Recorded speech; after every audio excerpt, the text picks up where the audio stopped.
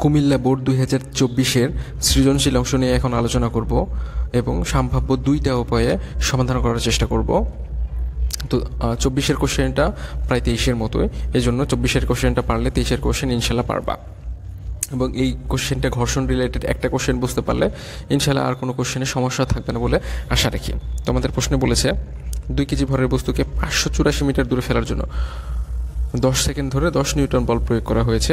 ঘর্ষণ বলের মান, যেটা স্মল এফ এর মান দেওয়া আছে। তো ঘর্ষণ সহগের মান বের করতে বলেছে। ঘর্ষণ সহগের সূত্র আমরা জানি, সেটা হলো মিউ সমান স্মল এফ বাই ডাব্লিউ। স্মল এফটা কি আমাদের ঘর্ষণ বল, ঘর্ষণ বলের মান আমাদের 3 নিউটন দেওয়া আছে। ডাব্লিউর মান হলো ওজন, ওজনের মান আমরা জানি ডাব্লিউ সমান এমজি। এম এর মান আমাদের দেওয়া আছে 2 কেজি এবং জি এর মান আমরা জানি 9.8। ভাগ করলে আমাদের আসে 0.153। যেহেতু ঘর্ষণ সহগের কোনো একক নেই, এই জন্য আমরা কোনো এককটা লিখিনি।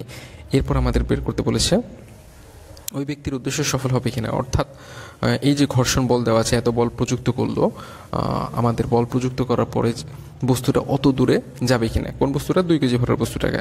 এই জন্য আমরা আমাদের অঙ্ক করার সুবিধার্থে আমাদের প্রশ্নটাকে 2টা অংশে ভাগ করে নিয়েছি, একটা এবি অংশ আর একটা বিসি অংশ। কীভাবে ভাগ করলাম, দুইটাই কেন করলাম? এবি অংশে আমাদের প্রযুক্ত বল এবং কার্যকরী বল, প্রযুক্ত বল এবং ঘর্ষণ বল দুইটাই আছে। আর বিসি অংশে কোনো ঘর্ষণ বল নাই, ঘর্ষণ বল আছে কিন্তু কার্যকরী বল নাই। আমি আবারও বলছি, এবি অংশে প্রযুক্ত বল আছে এবং ঘর্ষণ বলও আছে, আর বিসি অংশে শুধুমাত্র ঘর্ষণ বল আছে। তাহলে আমাদের ত্বরণ প্রয়োগ করার সূত্র, এই সূত্রটা কই থেকে আসলো? তা আমরা জানি এফ সমান এম এ। তাহলে আমরা এ সমান কি লিখতে পারি? এ সমান লিখতে পারি এফ বাই এম। কিন্তু যদি কোনো ঘর্ষণ বল উল্লেখ থাকে তখন আমাদের ঘর্ষণ বলটা মাইনাস হয়ে যাবে। এখন প্রশ্ন হলো মাইনাসে কেন হচ্ছে?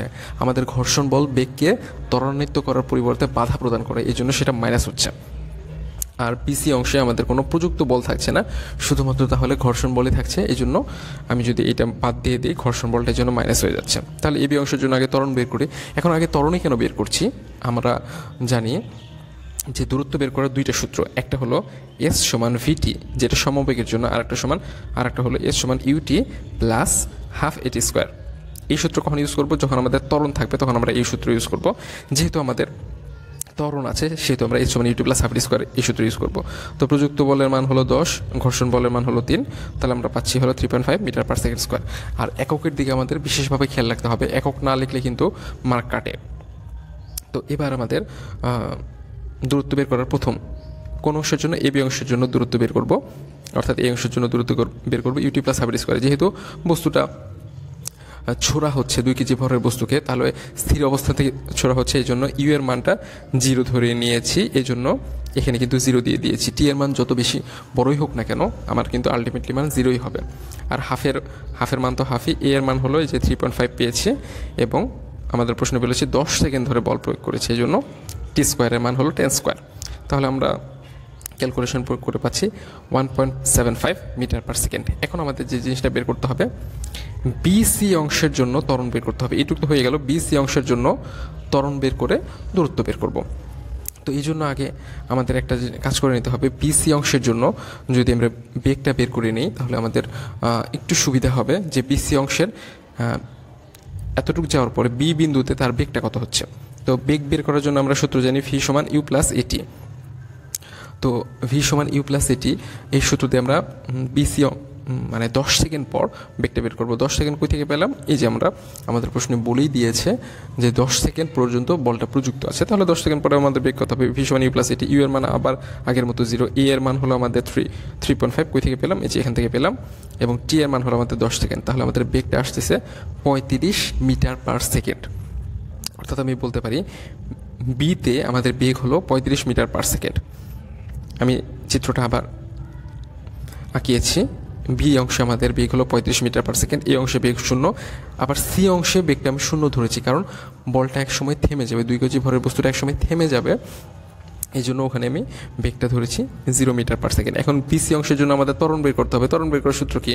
ওই এফ বাই এম সমান এ, কিন্তু আমাদের এই এফটা তো আর নাই, এই এফটা 10 সেকেন্ড পর্যন্ত ছিল, এখন তো আর নাই, এখন শুধু থাকবে মাইনাস এফ।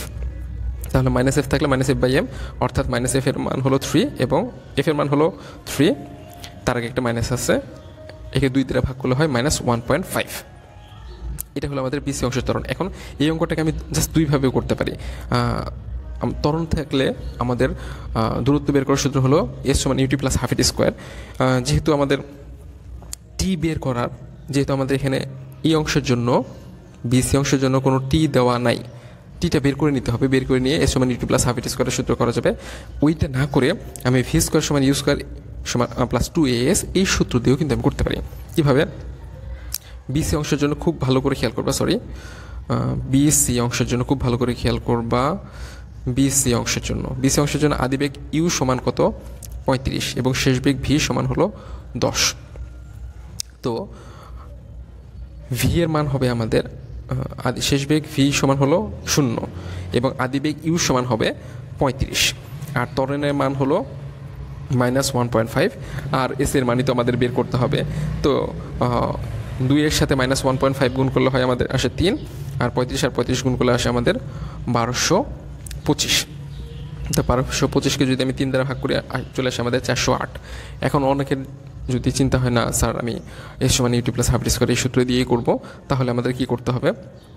বিসি এই অংশের জন্য আমাদের সময়ের মানটা বের করতে হবে। কোন অংশের জন্য আমি দেখিয়ে দিচ্ছি। বিসি এই অংশের জন্য আমাদের সময়ের মানটা বের করতে হবে। এখন আমি এই সূত্র দিয়েই সময়টা বের করতে পারি। কিভাবে? কেন এই সূত্র ইউজ করব? আমার এখানে শেষ বেগের মান জানি 0, আদি বেগের মান জানি হলো 35, সব কিছুর মান জানি, এই এর মানও আমি জানি -1.5। তাহলে এই অংশের জন্য আমি কি বের করতে পারি? সময় বের করতে পারি। এখন সময় বের করে একই কাজ আমি 2বার করে দিচ্ছি তোমাদের স্বার্থে। এখন সময় বের করে বিসি অংশের দূরত্ব আবার বের করব। এখন বিসি অংশের দূরত্ব বের করার জন্য আমি এখন চিত্রের সাথে তোমাদের মিলিয়ে দিব। বিসি অংশের জন্য এখন কিন্তু আদি বেগ 35, এই জন্য ইউ এর মান হলো 35, টি এর মান হলো 23, কই থেকে পেলাম? এখান থেকে পেলাম। এ এর মান হলো -1.5, আর টি এর মান হলো 23.33, যেটাকে স্কোয়ার করে দিলাম। ওখানেও কিন্তু আমাদের মান আসে 408। মানে এটা আমাদের দেখানোর উদ্দেশ্য হলো তোমরা জাস্ট 2টা ওয়েতেও করতে পারো, 1 স্টেপেও করতে পারো, 2 স্টেপেও করতে পারো, কোনো সমস্যা নাই। তো এখন S1 আর S1 এর মান পেয়েছিলাম 175 এবং S2 এর মান পেলাম 408, এবং এই দুইটা যোগ করলে হলো 583। কিন্তু আমাদের প্রশ্নে দেওয়া ছিল 584 মিটার দূরে ফেলতে পারবে কিনা। তার মানে 583 গেছে, 584 তো যায় নাই, অর্থাৎ ওই ব্যক্তির উদ্দেশ্য সফল হবে না। তার মানে আমি বলতে পারি আমাদের এই অঙ্কগুলো করার জন্য চিত্র মাস্ট বলতে কি, মানে জীববিজ্ঞানের মধ্যে মার্ক থাকবে না, কিন্তু আমি যদি চিত্রের মাধ্যমে ব্যাপারগুলো না বুঝি আমি কোনো সময় কিন্তু আনসার করতে পারবো না। 3টা চিত্রই তোমাদের দিয়েছি, যে কোনো একটা চিত্র আঁকাইলে হবে। আমি জাস্ট তোমাদের সুন্দরভাবে বোঝানোর জন্য 3টা চিত্র আঁকিয়ে দিয়েছি, যে কোনো একটা চিত্র আঁকালে হবে। তো এটাই হলো আমাদের কুমিল্লা বোর্ড 2024-এর কোশ্চেন। 24 আর 23-এর কোশ্চেনটা প্রায় সেম।